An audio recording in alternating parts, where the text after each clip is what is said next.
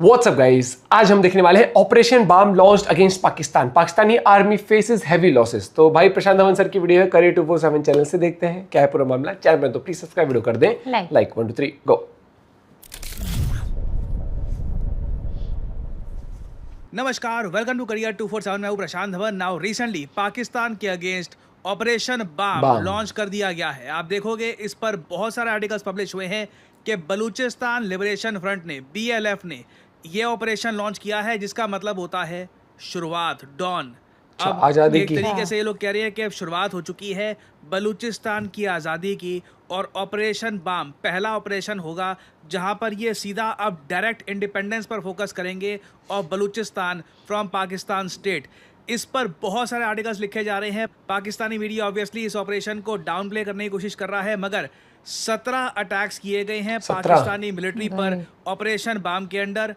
और आने वाले समय में आप देखोगे इस ऑपरेशन के अंडर ही मैसिव अटैक्स होने वाले हैं पाकिस्तानी आर्मी पर। और जब भी मैं बलूचिस्तान की आज़ादी के बारे में सुनता हूँ ना, तो सीधा मेरा दिमाग जाता है 2006 साल में छपे हुए एक मैप पर।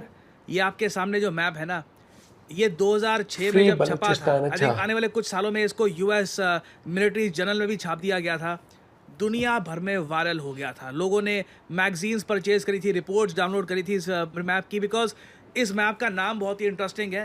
रैल्फ पीटर्स एक बहुत ही फेमस जियोपॉलिटिकल थिंकर हैं, USA में, US मिलिट्री में सर्व कर चुके हैं। उन्होंने ये मैप दुनिया के सामने रखा था और इस मैप का उन्होंने नाम दिया था ब्लड बॉर्डर्स, खून की लकीरें। और रैल्फ पीटर्स का ये मानना था कि ये कोई प्रेडिक्शन नहीं है, ऐसा नहीं है कि ये कुछ क्या कर बैठ रहे हैं यहाँ पर कि जी 2050 में ऐसा हो जाएगा, 2060 में ऐसा हो जाएगा।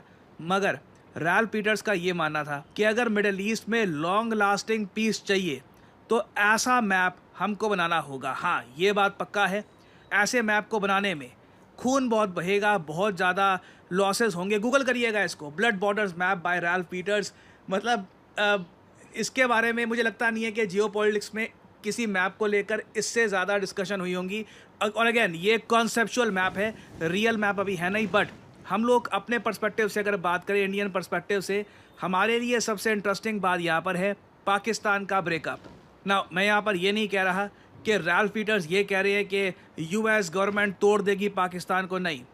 इनका ये कहना है कि पाकिस्तान और अफ़गानिस्तान और इवन ईरान के इलाकों में अगर लॉन्ग लास्टिंग पीस चाहिए तो जो एथनिसिटी के हिसाब से लोग यहाँ पर बटे हुए हैं, जो कहीं भी अपने आप को एक सिंगल कंट्री का पार्ट महसूस नहीं करते, उनको अपना देश देना होगा, तभी जाकर लॉन्ग लास्टिंग पीस होगा। नहीं तो कुछ ना कुछ प्रॉब्लम यहाँ पर बनी रहेगी। नाउ रैल्फ पीटर्स काफ़ी हद तक ठीक थे।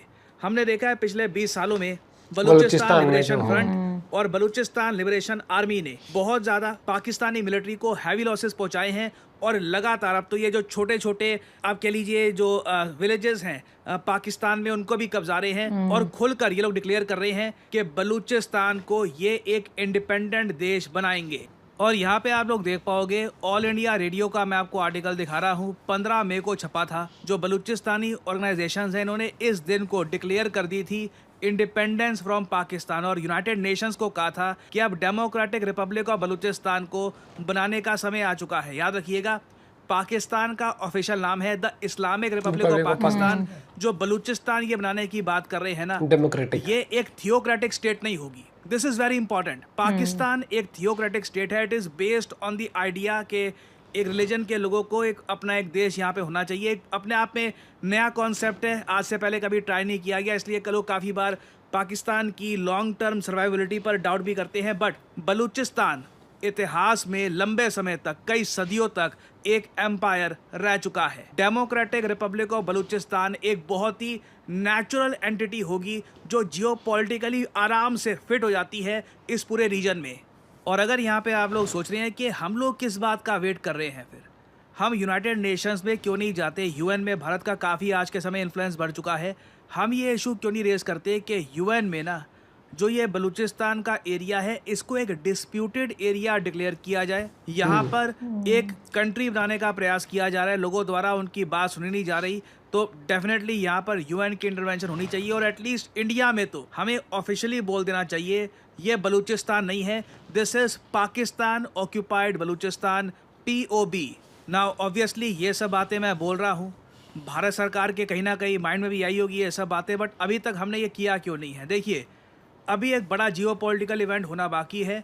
यूएस और इजराइल का एक बड़ा अटैक होगा ईरान पर। कब होगा I don't know, I mean time कर पाना इनको बहुत महीने मुश्किल या हो जाता है। अगर साल कोई से तो पहले ही बिल्कुल मुझे लग रहा perfectly है। टाइम कर पाता तो स्टॉक मार्केट में मिलियनेयर बिलियनेयर पता नहीं क्या क्या बन जाता। बट यहाँ पर मुझको ये बोलना पड़ेगा, जब तक ईरान का इशू रिजॉल्व होता नहीं है ना, तब तक ज़्यादा आप बलूचिस्तान के केस में कुछ तरक्की होती हुई नहीं देखेंगे। हाँ। ये जो ऑपरेशंस हैं ये बिल्कुल होंगे, पाकिस्तानी मिलिट्री को डैमेज में होगा, बट एक जो जियोपॉलिटिकल एक इवेंट अभी होना है, fall of Iran, until then जो ऑपरेशन बाम है और ऐसे वेरियस टाइप के ऑपरेशन लॉन्च होते रहेंगे, जहां पर जो टैक्टिक्स हैं वो बहुत ही सिंपल है। बीएलएफ के जो मिलिटेंट्स हैं ये काफ़ी बार ग्रेनेड्स यूज़ करेंगे और इस केस में भी यही हुआ है। ऑपरेशन बाम में साइमल्टेनियसली 17 लोकेशंस में एक्सप्लोजन्स किए गए हैं और ग्रेनेड्स का यूज़ किया गया है। जो पुलिस चेक पॉइंट्स हैं, जो पुलिस ऑफिशियल्स के घर हैं, इनको किया गया है टारगेट। जो टेलीकॉम नेटवर्क है इनको डिसरप्ट कर दिया गया। पाकिस्तान की सरकार को काफ़ी जगह पार्शल ब्लैकआउट्स करने पड़े ताकि कुछ इसकी इमेजेस, वीडियोस वगैरह ये इंटरनेट पर रिलीज़ ना हो। और जो बीएलएफ के स्पोक्समैन हैं मेजर ग्वाराम बलोच, इन्होंने ये कहा है कि अब ये एक नया फेज शुरू हो चुका है रेजिस्टेंस का, जहां पर अब बीएलएफ ये दिखाएगा कि लार्ज स्केल ऑपरेशन करने की इनके पास एबिलिटी आ गई है। याद रखिएगा, ये जो ऑपरेशंस हो रहे हैं ये स्मॉल स्टेप्स हैं। अभी जो ऑपरेशन बाम है थोड़े छोटे लेवल का है। 17 अटैक्स किए गए हैं, अभी थोड़ा सा और ये अटैक मोस्ट प्रोबब्ली करेंगे पाकिस्तान में। ये अभी अपनी पावर दिखा रहे हैं कि कितने इनके पास आज के समय रिक्रूट्स आ चुके हैं। कल को एक फौज खड़ी कर चुके हैं अपनी 500-600 साइट्स को इकट्ठा अटैक करना है। पूरे पाकिस्तानी सरकार का जो इंफ्रास्ट्रक्चर है इसको डिसमेंटल कर देना है, तो उस अटैक की भी प्रिपरेशन ये शुरू कर देंगे। तो अगेन ये एक टिकिंग टाइम बॉम्ब है पाकिस्तान के लिए। बलूचिस्तान एक दिन आज़ाद होगा। आप लोग अपनी लाइफ टाइम में रिपब्लिक ऑफ बलूचिस्तान या फिर उस वक्त जो भी इसका नाम रखा जाएगा, हो सकता है कि कोई और लीडर भी आ जाए वो एक नया नाम रखे, Balochistan will become a country, but उसका एरिया कितना होगा, कितना बड़ा देश होगा, वो we can't really say anything about that right now. और इससे पहले आपको याद होगा जो ये बलूचिस्तान के फ्रीडम फाइटर्स हैं ये ऑपरेशन हेरोफ लॉन्च कर चुके हैं, ऑपरेशन ग्रीन बोलान लॉन्च कर चुके हैं पाकिस्तानी सिक्योरिटी और इंफ्रास्ट्रक्चर के अगेंस्ट। तो अगेन ये लोग मोमेंटम गेन कर रहे हैं। और जिस दिन भारत ने खुलकर यूएन में ये इशू रेस करना स्टार्ट कर दिया और ये बोलना स्टार्ट कर दिया कि पाकिस्तान गलत काम कर रहा है, इन लोगों की आवाज़ दबाकर बलूचिस्तान के लोग डिजर्व करते हैं इंडिपेंडेंस, उसके बाद आप देखोगे पाकिस्तान की डिसइंटीग्रेशन का प्रोसेस ज़्यादा तेज़ हो जाएगा। It will very much happen. और चाइना इस पर्टिकुलर केस में ज़रा कुछ कर नहीं पाएगा। तो आज के समय जो हम देख रहे हैं ये एक लार्जर जियोपॉलिटिकल इवेंट से पहले के कुछ छोटे ऑपरेशंस हैं। मैं क्लोजली इनको फॉलो करूंगा। हो सकता है कि इन द फ्यूचर में ये जाफर एक्सप्रेस जो ट्रेन अटैक हुआ था या फिर वैसा कोई अटैक करे या फिर कोई एक बड़ी जो पाकिस्तानी मिलिट्री की बिल्डिंग है उसको अटैक करे। Definitely big things are about to happen in Balochistan. कुछ अपडेट्स आती है तो मैं आपके लिए अपडेटेड वीडियोस लाता रहूँगा। ये अब ना लार्ज स्केल पर शुरू कर दिया है इन्होंने धीरे धीरे। और ये मुझे लग रहा है कि अब धीरे धीरे ये अगर इन्होंने 17 अटैक कर रहे हैं, ये प्लान कर रहे हैं कि लंबा, और ये ऐसा टाइम भी ला सकते हैं कि इनमें अफरा तफरी मचा दे पाकिस्तान में, उनकी आर्मी में, कि इनको ये समझना है कि कंट्रोल कौन सी साइड करें हम।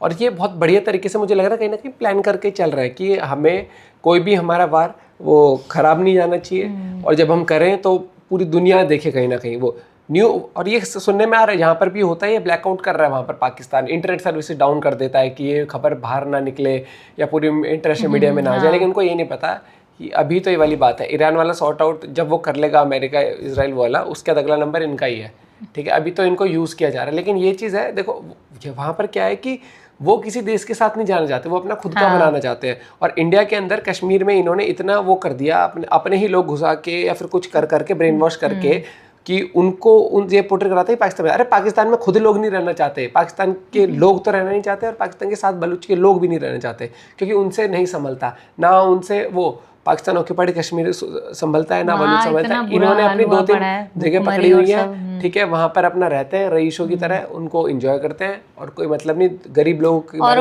गरीबों को भड़काते रहते हैं, तुम ये करो तुम वो करो, कश्मीर ले लो। होगा इनका इलाज भी होगा। और ये देखो, ये मुझे लगता है कि महीनों में हो, साल में, पता नहीं, लेकिन अपने लाइफ टाइम में बिल्कुल सही कहा सर ने कि अपने लाइफ टाइम में हम ज़रूर ये विटनेस करेंगे कि हाँ इनका पार्टीशन हो गया और एक नई कंट्री बन गई है। और यहाँ पर ये नहीं पता था मेरे को 2005-6 में इस तरह का मैप भी रिलीज करा था उसने, बनाया था। और ये चीज़ है, कुछ चीज़ें ना आप जियोपॉलिटिक्स के जियोपॉलिटिक्स को एनालाइज करते हुए ना आप ये पता लगा लेते हैं, और जो एनालिस्ट होते हैं उनको पता होता है कि हाँ सिचुएशन ये है और ये चीज़ तो होगी कुछ चीज़। ये अब आपके सामने दिख रहा होगा आपको, और जोर पकड़ चुकी है पिछले 1.5-2 साल के अंदर, देखा तो बहुत ज़्यादा ही। आप अपना पॉइंट भी शेयर करिएगा। Bye, take care.